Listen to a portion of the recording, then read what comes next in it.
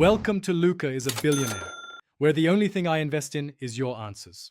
You begin by making a safety copy. This protects you if something goes wrong. First, close Final Cut Pro, then locate the library bundle in Finder. Right-click and choose Show Package Contents to inspect event folders.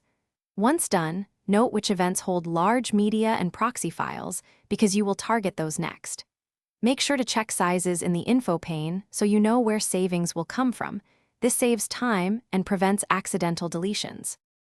Now you remove what Final Cut can safely purge.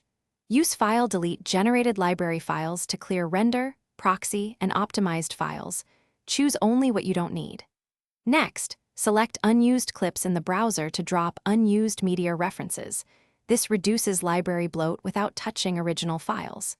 If you want to move master media, use File Consolidate Library Media and point to an external drive. This keeps the library lean while preserving source footage in a single place.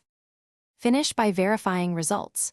Reopen the library in Final Cut Pro and let it reindex and rebuild thumbnails. This confirms space was freed. If Final Cut reports missing media, don't panic, relink files using File Relink Files and point to the moved media or reconnect the original drive. Make sure to empty the library's internal trash and then compact or remove duplicate events in Finder to reclaim the last GBs. This completes the cleanup. Thanks for watching and please subscribe. It's the best investment you'll ever make.